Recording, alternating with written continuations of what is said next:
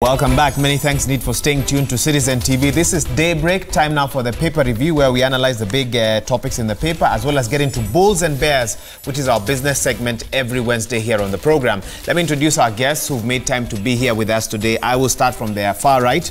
We have Peter Biwott, the CEO of the Export Promotion Council. Welcome to the program. Thank you very much. Karibu sana. Next to him, we have Dr. Esther Kimani, MD, Kenya Plant Health Inspectorate Services, KEFIS. Welcome to the program as well. Good morning, viewers. Right, we also have Hosea Machuki, the CEO of Fresh Produce Exporters Association of Kenya. Karibu sana. Thank you. Good morning, viewers. Welcome. And last but not least, Maina Karoiro, who's an agribusiness consultant and avocado exporter as well. He has brought some avocados for us here today, not to eat, but to talk about, and that's what we'll be getting into at about 7 a.m. But before that, we're hoping we'll keep the avocados when we are done with the interview, but we'll see how that goes. Is that your wish? Yeah. Anyway, the SMS number is 22422. You can call in 0719777777. If you have any questions regarding the avocado export business that's coming your way with China and Mauritius, we've made a deal. We are supposed to export more than 40%. We're already doing that in Europe and the US, but if you want to know anything about this particular deal, this is the show you need to tune in to. Send any questions you may have and we'll pose it to our panelists again. The number is 22422. Send in the message. You can tweet at Citizen TV Kenya, at Trevor Mbija, at Waiga Moura, at Zinzi K, at I am Kimani Mbugu, at Willis Raburu, although he's off, he's on leave right now. But the hashtag has always been Daybreak. We will sample some of your views and all the questions you may have. You can also call in live, 0719-777-777. Let's take a look at the front page of the Daily Nation. Interestingly, it's almost a subject we're talking about today. Science and agriculture. Mass failure crisis, Kenya's doom. And the question they're asking is, what shall we eat? Agriculture and science-based courses in universities have not attracted students, dimming the country's development prospects. The story continues on page 6, and that's where we start. And Biwott, I think I'll start with you on this one. Is this a cause of concern when students are no longer interested in agricultural courses?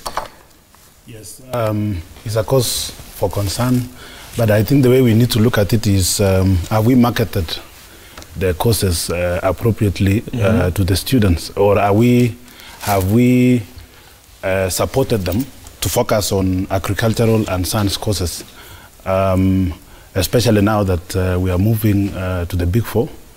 So what we need to do is to encourage, because you realize that our young people go also with what we feel as a country or we feel as citizens. When you are on the ground, you hear that people would like to do courses which are marketable. So if they have seen and they are experiencing that maybe those courses like in biochemistry and agriculture are not, many students are not getting employed, then they will say, okay, let's opt for real estate courses, you know, those courses which seems attractive and they see people in certain sectors doing very well. So that is the issue I think that needs to be resolved. Okay. Dr. Kimani, you want to come in as well. What are your thoughts on this? And sometimes they say that newspapers craft headlines to sell. But from your perspective, from where you sit, do you see the CVs of science, students going lower and lower and lower in terms of either quality and quantity as well? Do you get a feeling that fewer students are interested in the sciences even as you move around the country and so forth? Talking from the Kenya Plant Health perspective, I think one of the challenges we have are opportunities. Opportunities, okay. Because, for example, when you advertise for a job, we get for one position almost 3,000 applicants. Okay. And my goodness. The challenge we get is, who do we give this job, because they are all qualified. But I think also moving away from employment, I think agriculture offers a lot of opportunities. And what we need to do is to see how we can channel this science we have to create opportunities. For example, like in KEFIS, we facilitate businesses for exports. And for you to comply to the market requirement, there's a lot of science that is required. And what we are doing now is to encourage youth to invest in agriculture. For example, for avocado. For us to get enough avocado of the desired varieties, you see, what we are doing is to encourage youth, even instead of looking for a job, you can set up a nursery and sell the plants. From when we started campaigning 2014, a seedling of avocado was costing 80 shillings. Right now, it costs 350 shillings. And those people who have nurseries that are certified by KEFIS, they're making very good money. In fact, there was one youth who kept on disturbing me. I give him a job. But for you to be employed in government, there are quite a number of processes, laws that govern that, and procedures. Yeah. So you can never be sure that you're going to get a job there. Okay. But I told him, you can make a job. Let us teach you how to do a good avocado nursery. Okay. Hold the thought on the avocado nursery, because we'll start talking, we'll delve deeper into the avocado situation in just a few minutes from now. But Hosea, what do you make of this particular headline? Where shall we eat? Agriculture and science-based courses in universities have not attracted students. Do you think it's because of the way it's crafted and it's not sold properly to the students, or is it already flooded such that they know that even if they take the course, they won't get any jobs? Well, I will talk from a perspective that as an organization that supports exporters and growers. Yeah. Personally, I'm an agriculture graduate. Okay. I studied agriculture, both at the University of Nairobi and at Egerton University. The point is that we have a lot of issues in this realm of agriculture.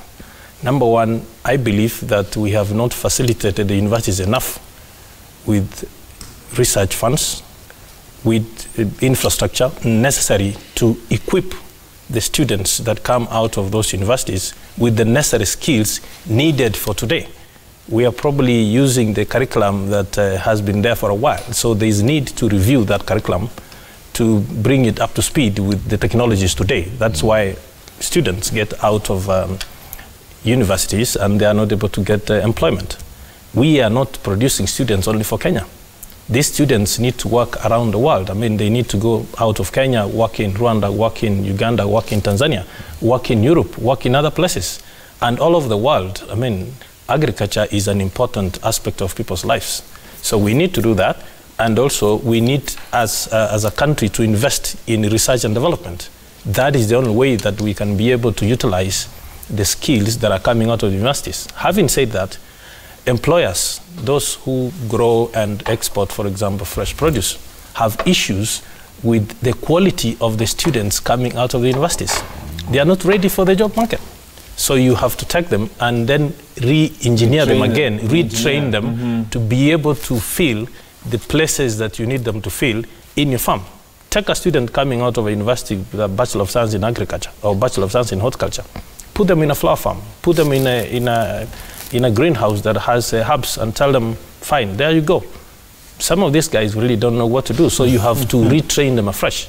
So I think we need to invest more in education, and we need to invest more in the way that we train our young people to be able to be ready for the job market. What do you think when you look at page 6 of the Daily Nation, where it says only 90% of candidates who sat maths, over 90% of candidates who sat math and science papers in KCSE failed. So it's not just a lack of interest, it's also massive failure in the sciences in secondary school, leading to fewer qualifications for university. That's worrying, isn't it? I believe that the very good teachers that have been training students over the years still exist. Okay. And we still have training institutions for teachers that are doing well. Now, when students fail, and it's mass failure, there must be a problem. I think we are either not taking studies seriously, students are not taking studies seriously. There is a lot of distraction probably from social media and other issues, and they are not really putting enough effort to ensure that they pass the exams. Otherwise, I mean, exams have not become more difficult nowadays. Yeah. Okay. And Hosea, this goes all the way to the top, because there's also another fact here that only 1 in 10 PhDs is genuine. The education CS George Magoha says most degree holders paid to have research done for them. And what are your views on this? Is there now a trickle-down effect? Because then the students sort of learn from the people who went before them, and they know that if so-and-so paid for the research, why should I even do it? And that then also comes down to the agricultural sector that you're talking about. It's just Google. You don't need to go and have hands-on experience. Just Google something, pass the exams. That's the reason why when you show up in a farm, you don't know what to do. I mean, the point is, it behooves the the university system to ensure that they have everything in place to ensure that the quality of education offered at the universities is right. I mean, the Q, which is in charge of all universities, should be able to supervise the programs in the universities, how they are delivered, so that we don't have students who are simply Xeroxing, copying from each other, and having MSc and PhD students research done on their behalf. Of course, at PhD level, you are allowed to have a research assistant, but then you actually need to do the research yourself. Let's bring in Maina, who's actually studying for his PhD. Yes. This must be very worrying for you, because you're putting in all this work, but look at the kind of headlines that could mean that in the future, when you say you have a PhD, people might question, is this PhD genuine or not? What are your thoughts about this discussion? He said something interesting. Is it possible that young people are so distracted, they're not focusing, putting in the amount of effort needed to do well in the sciences? But on the other hand, some could also ask, what about the lecturers? What about lecturers trying to make ends meet? Yeah.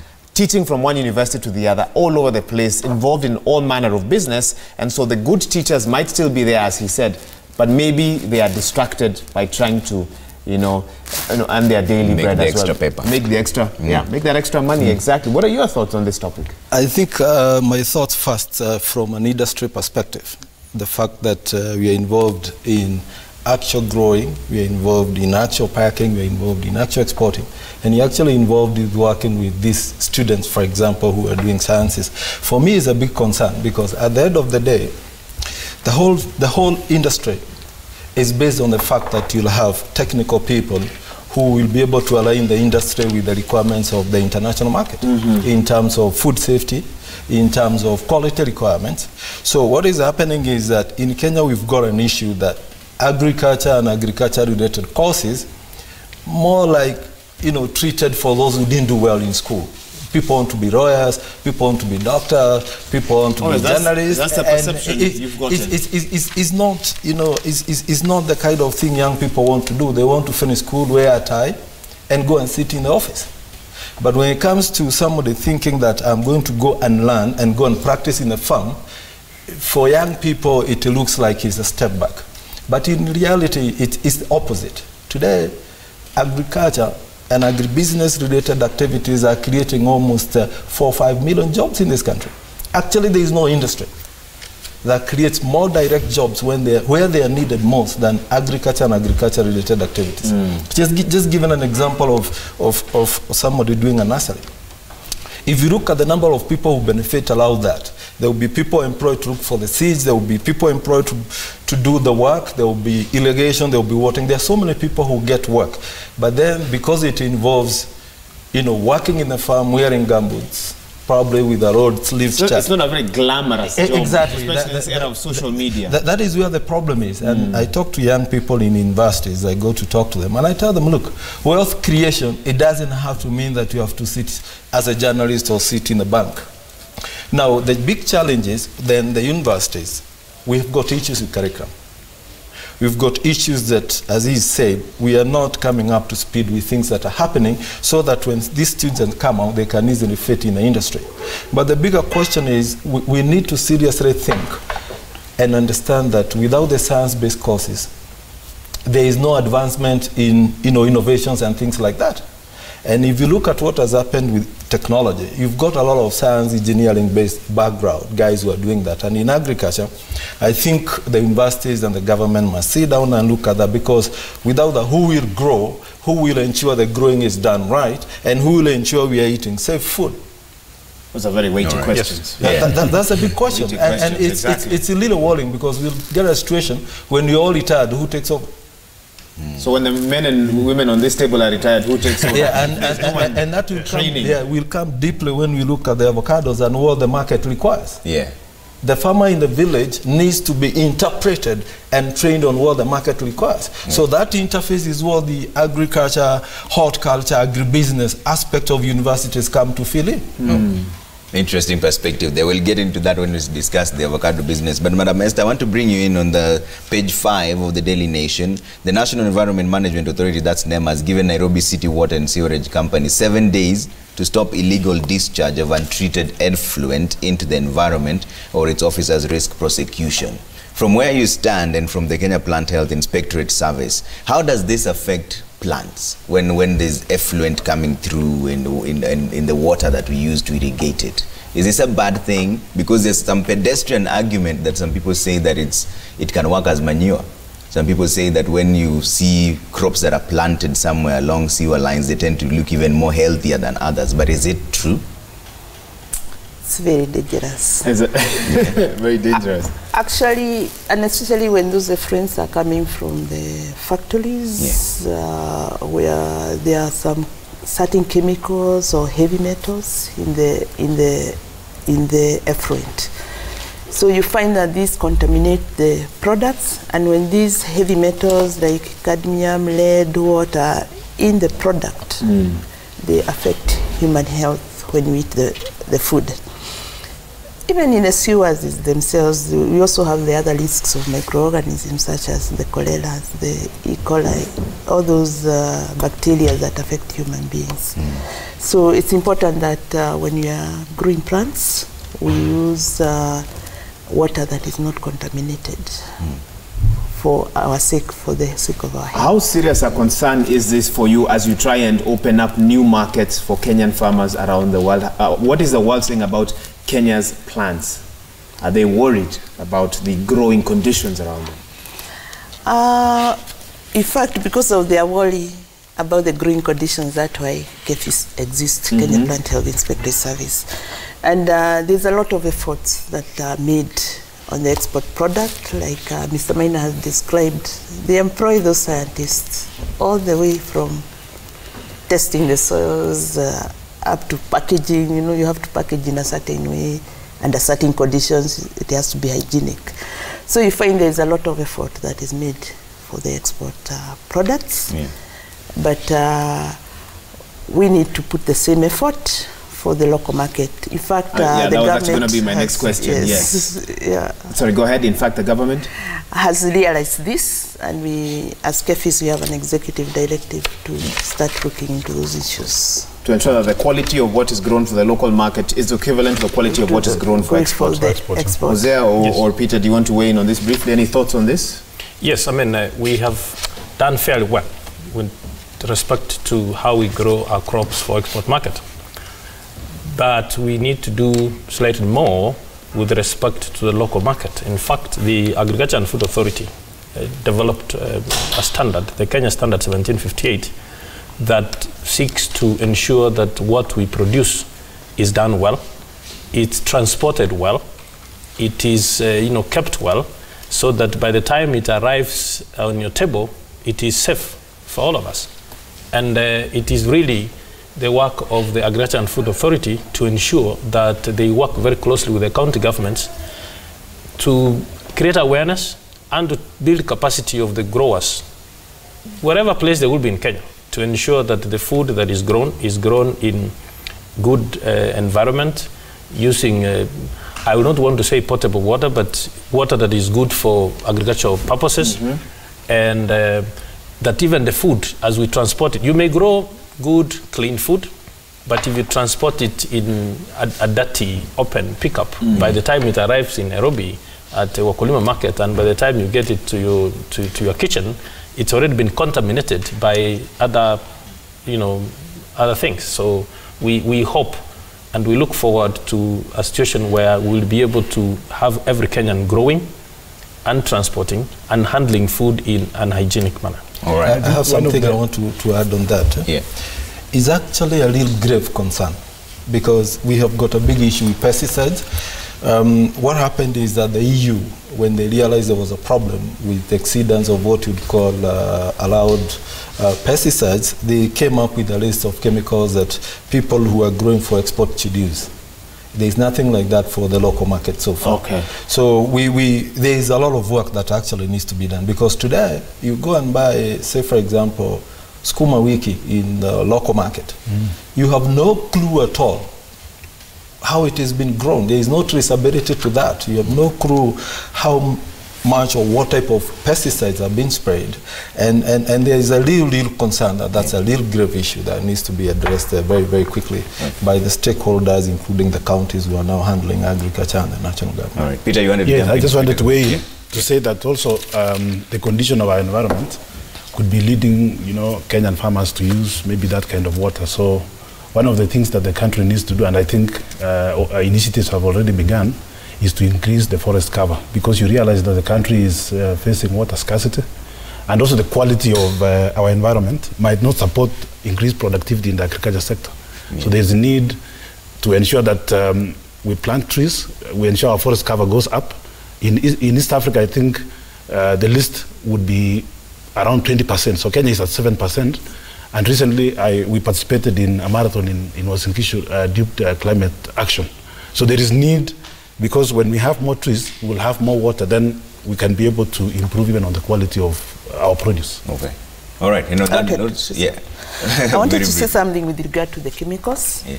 I don't think the chemicals are the challenge. We have the pesticide control product board that ensures that all the products that are being sold in our markets are suitable for use.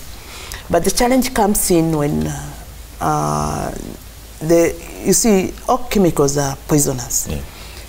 So for each pesticide, it's recommended for certain plants, and you have to observe a certain pre-harvest interval. So you find most farmers will not, because someone has ordered that crop, they sprayed yesterday, they just pick and take it to the market. And other times also, you find that if they hear there's something better in Tanzania or Uganda, they'll sneak it in, and it's not approved. Without any tests being carried out on it. It's not approved in Kenya, and you find that they are using it. So as regulators, most of the time we have to keep on running after people. We also try to educate them, but sometimes also we have to prosecute them. But it sounds to me like there are too many loopholes. How do you keep track of all that? Because now do you know which farmer is using what, when, at what point does he bring in something for the local market? It's a little bit difficult, but most of the time, like for us, we test for pesticide residues in produce, and that's what I was saying, that we will also start doing it for the local market. But you can imagine if I live somewhere and there's a farmer growing stuff near me, their product will not get to you before it gets to me. I'll just go to their farm and buy there, and I have no idea what. It's a risk. It's a risk. That's why there's a law coming up to see how we can manage what is being taken to the market. Okay, we'll talk a bit more about that law in return. Very interesting, and it's important we know what our rights are as Kenyans, even as we continue to grow as a population, more demand for food, and so farmers will continue to look for creative ways to be able to keep up with that food demand. All right, we'll take a quick break. I feel like we've already started our topic. Bulls and Bears today, our focus is on the avocado craze. The big topic on everyone's lips, avocados headed to Mauritius after they lifted a 3-year ban, also possibly headed to China after the signing of that deal by President Uhuru Kenyatta and the Chinese president as well recently. What are your thoughts on this? What questions do you have about the growing of avocados? Do you want to get into that space as well? The experts are here on this table and they're ready to answer any of your questions. The numbers are 22422 on SMS, 0719777777. You can call in live tonight with this morning, actually. Tonight. That's absolutely asleep from yesterday. This morning. We are not asking you any questions. We are giving you the chance to ask the questions. If you want to get into the avocado industry, the 40% is the number that we're putting, and we might be exporting more than that to China. We're already doing it to Europe and the US, but there's another opportunity, China and Mauritius. So if you want to know anything, this is where you need to tune in. Send in your questions. We'll ask the experts with us here right after the break.